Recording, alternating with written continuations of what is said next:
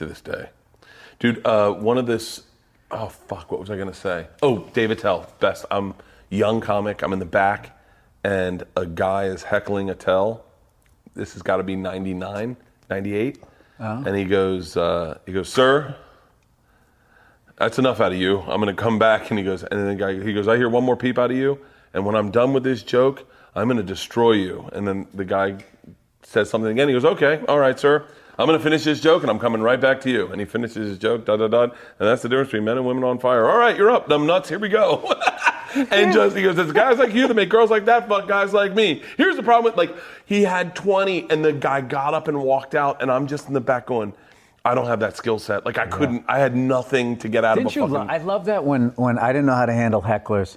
My favorite, and you go up there and you get eaten alive by a crowd. And I remember when Attell or Louis C.K., Chappelle, Greer Barnes, like somebody was going to go on stage that I would, as much as I hated the crowd and I was embarrassed and people were walking by looking at me, I bombed. I didn't give a fuck. I just stood there and I would just wait. I go, this fucking guy, now he has confidence because he fucking, you know, because he beat me, who doesn't even know what he's doing. And he's going to think like, oh, I'm running the room. And then those guys would go up there. Fucking destroy. It was like your big brother came in and beat the shit out of the bully for you. It was fucking awesome. Patrice did that for me one time. He saw me say a prayer before I went on stage. It was that bad in the Boston. And I got off and he was like, ugh. He's like, I don't ever want to see you say a prayer before you bomb. And then he went up and annihilated this table of black chicks, all in the front row. Dave Attell did that to me one time. Oh. Well, I came off stage at Stand Up New York. I was going, oh man, they're real aggressive and blah. And I was all like, and he goes, I was too scared to do this one bit, blah, blah, blah. And he went up there and fucking just shut them all the fuck up and was in the middle of killing. And he looked over and he goes, do you have a little more courage now, little red man? Something like that. I felt like such a fucking pussy. Oh, Jesus. I would love to tour with Attell, just to watch him. I'll tell you a turning point in my career, opening for him at the Improv in Tempe, Arizona, that great club where Spade taped its special. Yeah. And that was like, back then, that was the deal. Like nobody, because nobody was doing theaters. Like Carlin was doing Cosby, like guys at that level. You could sell at the Tempe Improv. That's 500 seats. That was it. That was where the dream ended. Yeah. Those black and white tiles. You walked in, it was like, I've made it. And I watched Rachel, can I get one more drink, please, real quick? Keep going. So I walked in and I was thinking like, all right, I've never seen Dave Attell not be doing the 12:30 spot at the Cellar. How is he going to adjust to this dry climate of the desert? And I'm all in my head. Okay, don't say this. You got to say Circle K. You got to say. Wait, you were that guy? I used to be like, what do they have here for convenience store? Do I say 7-Eleven? This is before 7-Elevens were like across the country. We had like Christie's and Cumberland Farms for where I was from. So, and he went up there and did not change a fucking word. One bit. Actually went harder. Here, take this. And murdered.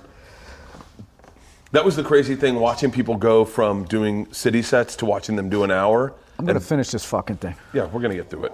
I got to burn on the other side. All right. I've never seen you on the road. I would like to see you in a theater. I've never seen you do a theater hour. It's fun. I'm not going to lie to you. It's a fun time. Do you know what I wanted to do? I got a great one for you. I'm a fucking huge Stevie Ray Vaughan Double Trouble fan.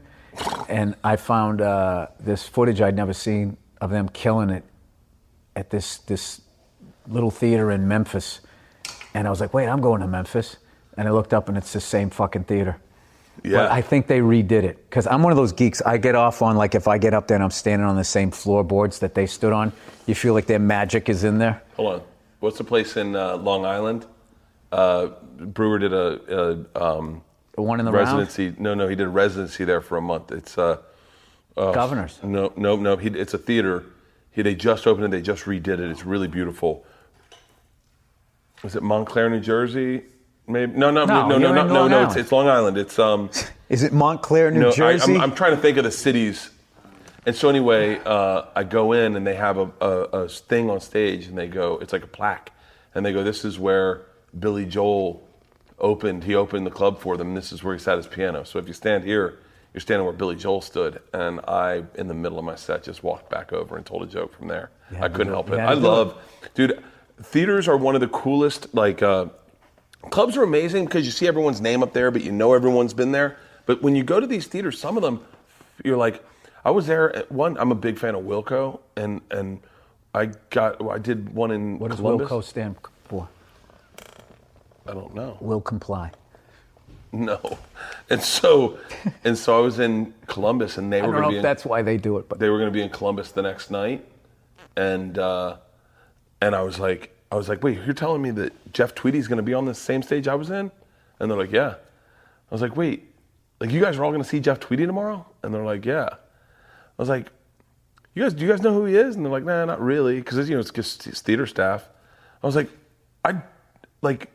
holy fuck! Like it just blew my mind that my favorite band that I would go see was going to be standing on the same stage I was on. I was like, that just blew. Like I was in fucking Fort Wayne, Indiana, and they're like, Wu-Tang Clan's here tomorrow, and I was like, shut the fuck up. yeah, that's when I always think of those. I go, save your money. If these fucking brilliant people are performing where I'm performing, where the fuck am I going to go down to? Oh, Wellmont. Is that? No, I don't think that's it.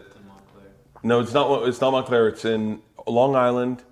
And Montclair, New Jersey, Long Island. No, that's what you want to Google. It's in Long Island. Brewer did a whole month there. He sold out like every fucking. He did like Thursday, Friday, Saturday.